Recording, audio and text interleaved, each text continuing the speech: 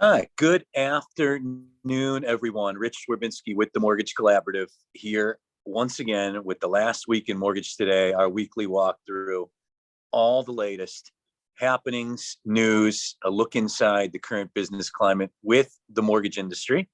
Each week, I am pleased to be joined by one of our lender members as my co-host, and this week, really thrilled, longtime member, good friend, president of John Adams Mortgage, Larry Bsharah. Larry, good to see you, bud. Thanks, Rich. Thanks for having me. I'm excited to be part of it. Absolutely. And always, if you could, just level set for the audience, tell us a little bit about John Adams Mortgage. Yep. John Adams Mortgage is a wholly owned mortgage company of the Real Estate One family of companies. We're based here in Michigan, approved in Michigan, most recently in Florida. Just 2 states. So we're smaller on the grand scale of the Mortgage Collaborative members, but really focus on our purchase business and our realtor and referral partners. So that's a big part of what we do. We've been in business for 50 years. It'll be 50 years this year that we've been in business. Our real estate arm's been in business since 1929. So we've been through some ups and downs over the years, depressions and recessions and wars, and so what we're going through is nothing we can't handle right now. That's for sure. That's great. Congrats, 50 years. You guys got anything planned for that momentous anniversary? We do. We are in June. Some look at it as a punishment because we're going to a Tiger game. But we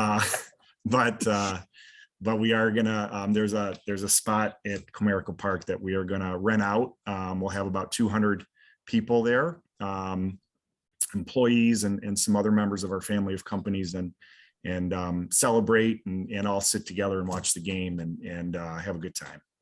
That's next month, awesome. Couple weeks. Very cool. Yeah.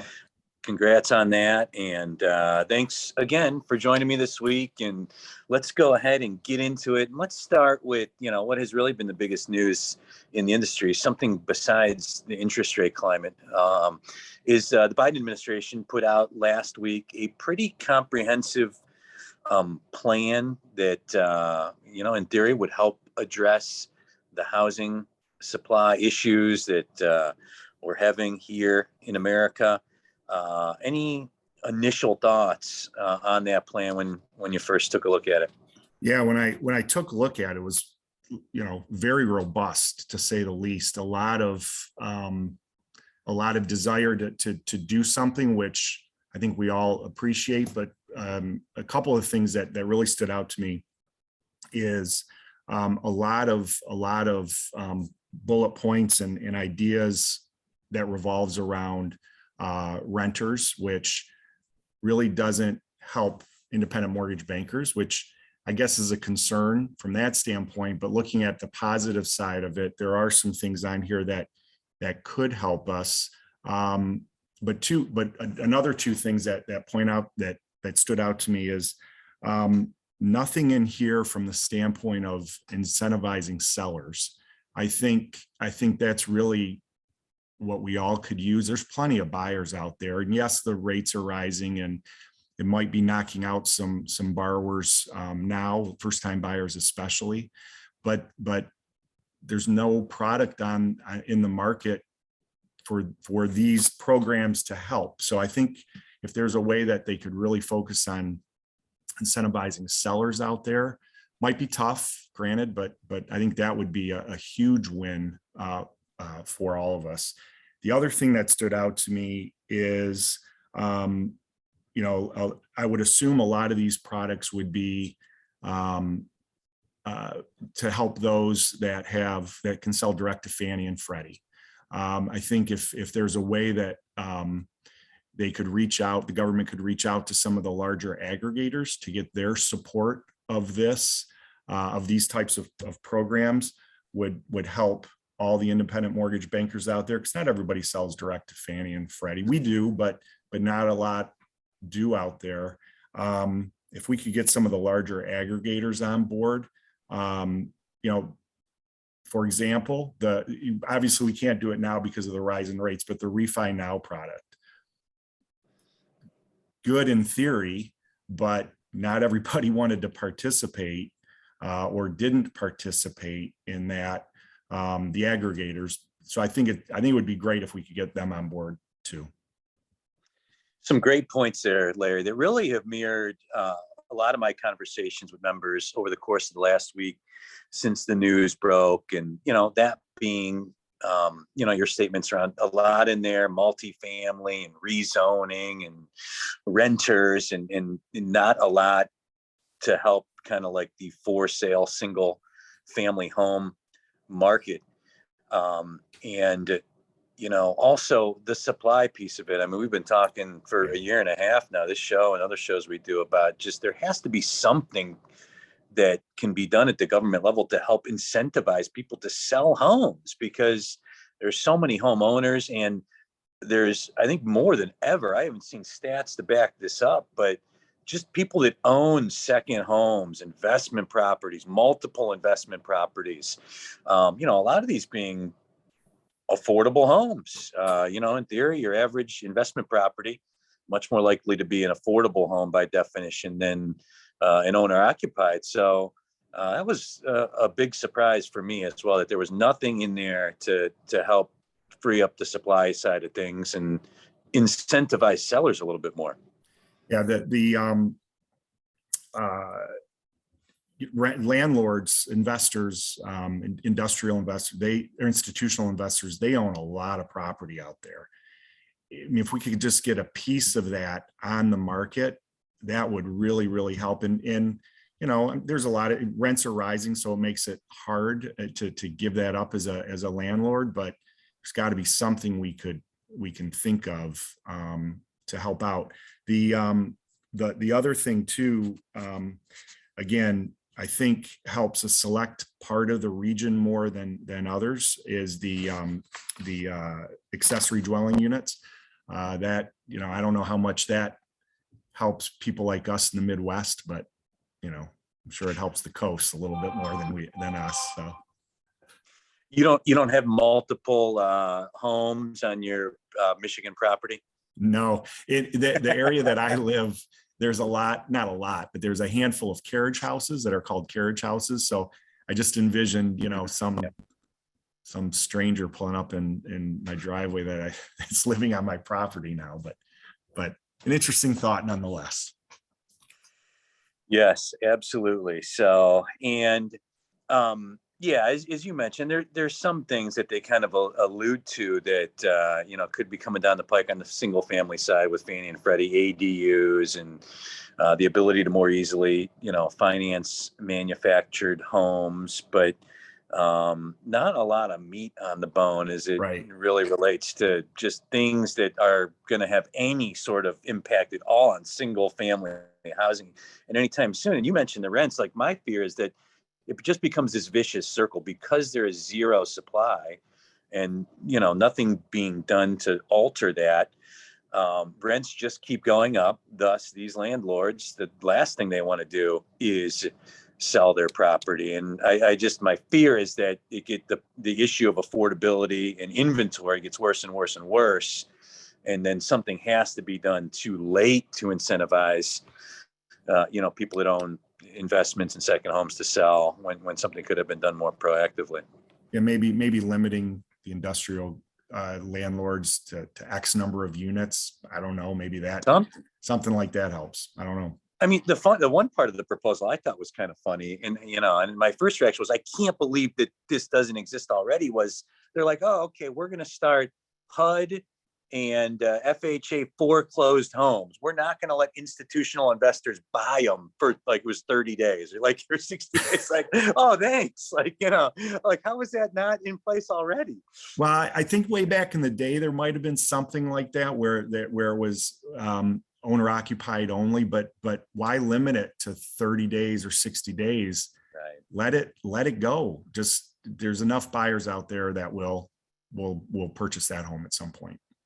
Yeah, in different housing climates, I could see how, lenders sitting on foreclosed homes. It's just a loser for everybody in that situation. So if you can get, in a more normal climate, an institutional investor to buy some of those, I could see why it wasn't outlawed in the past. But this climate, I mean, it seems like an easy easy fix. And why limit it to 30 or 60 days? Yep. Agreed. Moving on, some other news this past week, MBA's weekly application index. We'd been talking on this show about how purchase apps had kind of kept going up 2, 3, 4% a week, even in the face of increasing interest rates. Still a lot of demand out there to buy homes. But this week we saw a big drop in the most recent report, down 12% week over week. And then today we get a report, new home sales. This is almost exclusively newly built homes. A huge miss, down 16.6% in April from March, at an annualized pace of fell from 709,000 annualized new home sales to a new annualized pace of 591 based on the April data. That was amidst expectations of an increase to 750K. So it was a big miss on new home sales. We know the issues the builders have been going through. We've heard the president of the National Association of Home Builders at the TMC conference in Miami. We had him on the rundown a couple of weeks ago. He's not bashful about telling you the headwinds that the home builders face right now. The costs are just astronomical. The supply chain, I mean, beating a dead horse there, but it just is too much. And at some point, you're going to, give up and not keep building. As far as buyers go, there's a lot of, we work closely, obviously, with a lot of real estate agents. There's a lot of tired buyers out there, even though they're still plentiful. There's a lot of buyers that are really tired of losing on their offers, losing the cash offers, 10, 20, 30, $50,000 above list price and still losing.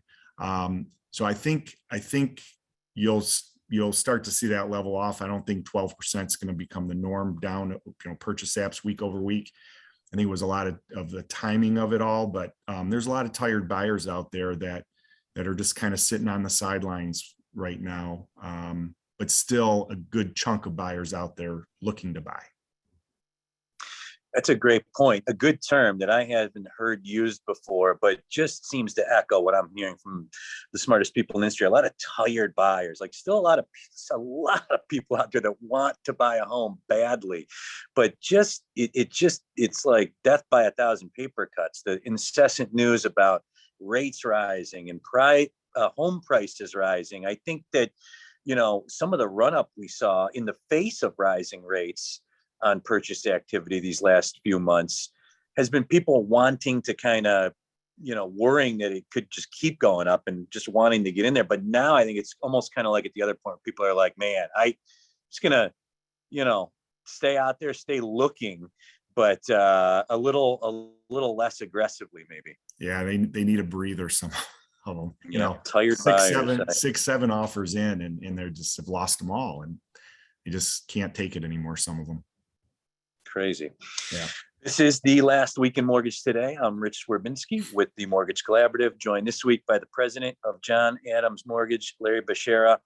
Larry, moving on to just some industry chatter and stuff. I was just out at the MBA secondary conference last week, and I had a chance to meet and talk with lots of lenders. And I think product right now is a huge focus of lenders, right? It's like everybody's trying to grow, everybody's trying to produce more volume. And, they want to have every outlet there is for every product. And more products have become viable because of what have happened to 30-year fixed rates. No? You broke up there, Rich. I didn't hear the actual question. I'm sorry.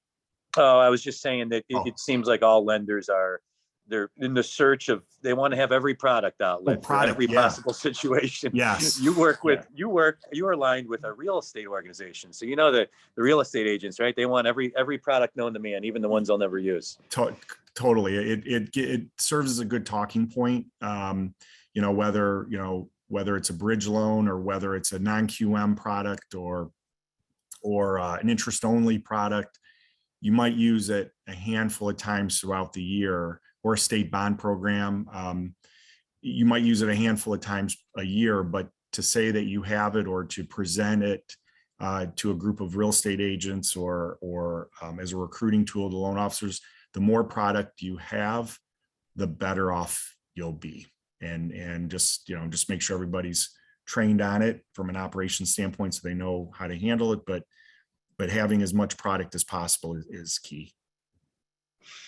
Yeah, just a lot of things coming into play with 30-year fixed rates where they are. If it's rate buy downs and people just wanting to lock a rate and then shop for a home, and some stuff that we haven't talked about in this industry for years that all of a sudden a lot of people are talking about again. Yeah, the lock and shop is one of the newer, or not newer, but kind of being reborn again. The cash offers, the big companies out there like a Ribbon or Open Door or Knock, those are becoming more and more prevalent where they would be, some of them are mortgage companies. Like Open Door is an actual mortgage company where they will put in a cash offer and either resell it to that potential buyer after closing for a pretty hefty fee, or they will put in a cash offer on your behalf in with an agreement with the seller to allow you to get a mortgage during those 20 days or so of processing time, but guarantee the financing of that home. So it just allows you to help compete with some of those cash offers. But products like that, again, probably needed, but not really used that often. I know we're exploring some of those as well. We do the lock and shop and some others, but certainly exploring some of the others, like a cash offer type program. What are you guys been doing anything with just all the equity that, all your past customers have in homes that they bought using John Adams Mortgage? It's definitely a lot more chatter too about companies and offerings and products that, are stand to allow homeowners to leverage home equity without cash out refinancing the whole first mortgage at that low rate. Yeah, it's important to partner with a HELOC, with a company that will do HELOCs. Some will pay you, some won't. Depends on your setup. But being, again, going back to your program comment, a program to be able to communicate with realtors or communicate directly with your past customers through any sort of CRM or customer retention product that you have, is to be able to say you offer HELOCs or home equity loans. It's critical to be able to keep in contact so you can keep your customer. I mean, that's what we're all about, is we want that repeat business. So to be able to offer them something like a HELOC, even though it might not benefit you today, it's something for the future. Federal government also getting increasingly more involved in housing. One, just because we have a Democratic presidential administration, seems to foster more involvement with the mortgage industry and housing industry in general.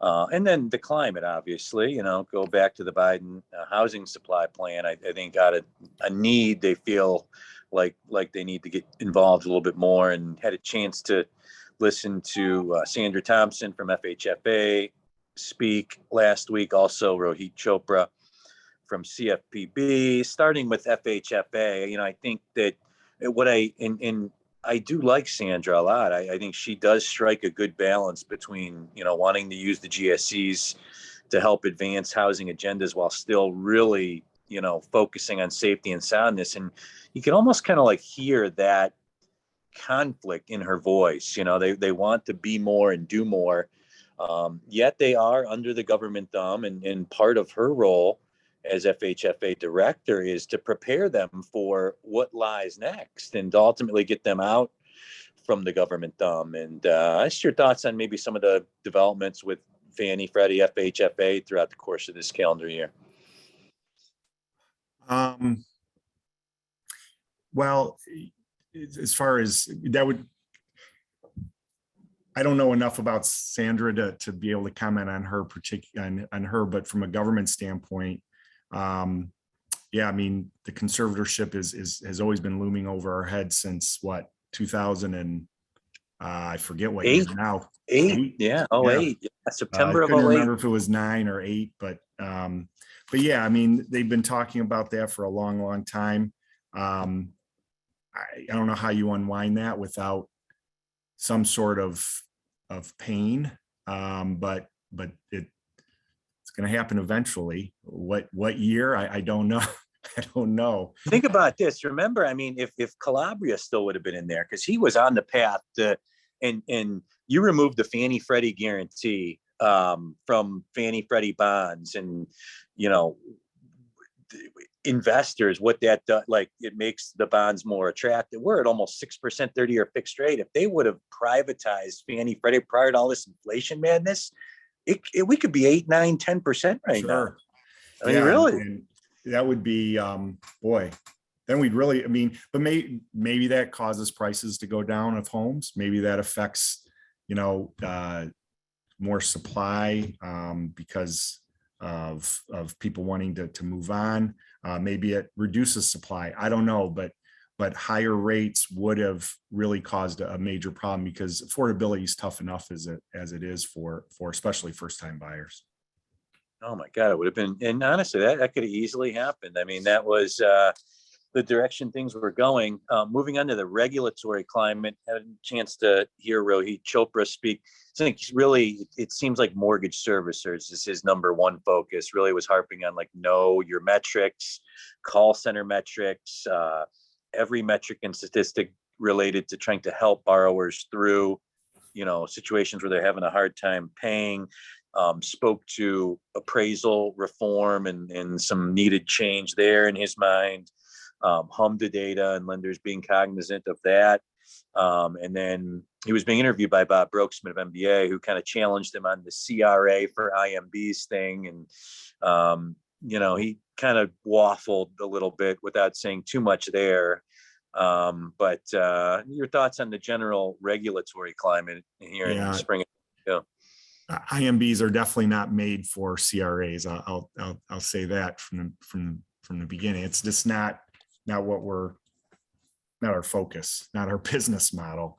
And as far as HMDA data and servicers knowing their metrics and the rules and that goes without saying. Everybody should know their numbers and their data. But there also has to be an understanding that we are in the business to give mortgages, to finance homes, and there isn't any one of us that would tell somebody no for if they can get a mortgage. So it really boils down to the area that you're in and how you perform your business and your metrics that come about. It has to be paid attention to. So you can carry on a conversation if that audit ever comes about.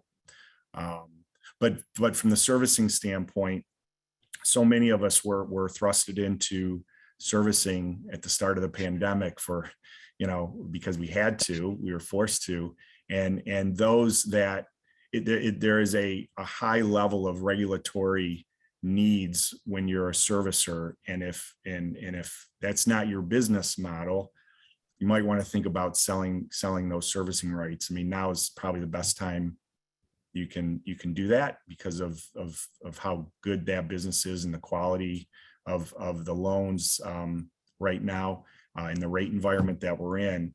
But if it's not your business model, the cost of a mistake could be dwarf what you're making on your servicing rights. It's a great point. We've seen so many of our members echo those sentiments and act accordingly.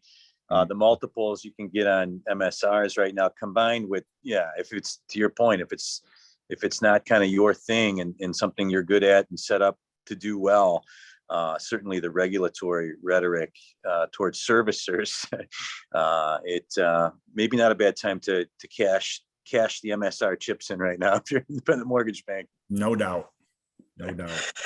This is the last week in Mortgage Today. I'm Rich Werbinski with the Mortgage Collaborative and have about 5 minutes left with this week's co-host, the president of John Adams Mortgage, Larry Bsharah. Larry, some other things just kind of bandied about in New York at the secondary and just with the members in general. Cybersecurity, a lot of talk about just protecting your customer and your company data. FHA. Seems like we're coming towards a reduction in the mortgage insurance premiums for FHA. The tea leaves seem to be leading in that direction. And then, of course, recruiting and cost cutting just have been big topics for months now. But anything in there that's got your attention as we get into the heart of 2022? Yeah, for FHA, for an MIP reduction, we'll take any reduction possible. But one thing that I don't think's talked enough about is the life of loan piece of MIP. If you put 10% or more down on an FHA loan, it ends at 11 years. But if you put less than 10% down, which is probably 98% of FHA borrowers, you're putting the minimum down. It's life of loan. Well, why are you punishing that person? I mean, it used to be 11 years, I believe it, where it would go away, and they have plenty of money. They exceed any sort of metrics that they need. I think that would be a win, because I think FHA in some cases is adversely selected against conventional loans, because any company out there, any of the independent mortgage bankers out there are going to give the borrower the best product for them. And in FHA, in some cases, because of the life of loan piece, isn't the best product for them. So if there's a way they could reduce that to the 10, 11 years and matched 10% or more down, I think that would be a big win for FHA. As far as cost cutting goes, I might be in a different camp than most. We don't believe in huge, massive reductions or for our employees. I think it's critical that we look at non-people costs first, whether it's finding some savings in how you do credit reports, or some other third-party fees on how you can maybe pass that on or adjust some things for to not affect the people. All of our people, all of our team members here, they've been so loyal to us, and over the last 2.5 years when things were crazy busy, and listening to overtures from all the competitors out there, and they stuck with us. I think we owe them some loyalty too, and sticking with them when things might not be as busy as we all hope. So that's kind of the challenge that we all have, is how to balance that. So I think it's critical to make sure you show a lot of loyalty to your employees. It's great to hear. It's rare to hear that right now, because I think we've had a lot of members that were like trying to hang in there. Like maybe they thought they wanted to lay off people in December, and then the Better.com guy in the Zoom video, and they got terrified for a few months. And it's like now it's more like not layoffs, most of our members, but just attrition. But great to hear your guys' stance at John Adams, and obviously known to be a really great company with great leadership. And it doesn't surprise me that you have loyal people that stuck with you throughout a lot of turbulence these last couple of years, and that you're sticking by them. So, and great point on the FHA life alone. Something else we've talked about on this show. It doesn't seem, especially with, the FHA MMI fund is at like 7 times the Right. levels it used to be at.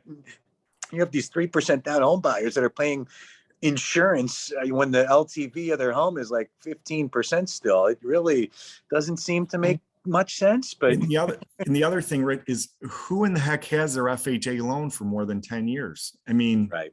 Yeah. Like nobody. Exactly. So why even have that if it would be a huge win for FHA and for all the IMB, for everybody to be able to eliminate the life alone. Very well said, and way to take us home, Larry. Always enjoy talking about our industry with you, and appreciate you joining me this week in the co-host seat. Really appreciate you having me, Rich. Thank you. Mortgage Collaborative has been a huge part of our success over the last few years, and so thank you guys too, and Angela and Amy, Ashley, thank you guys all very much. Thank you. Don't want to forget Faith. Means a lot, and greatly appreciated, and appreciate you guys as well. And to our listeners and viewers, thanks for taking 30 minutes out of your week with us. We're here live every Tuesday from 2 to 2:30 p.m. Eastern with the Last Week in Mortgage Today. As always, you can find us on YouTube after live, and where most of you listen on podcasts. So until next Tuesday, have a great rest of the week, everyone. Thanks, Larry. Thanks, Rich. Take care.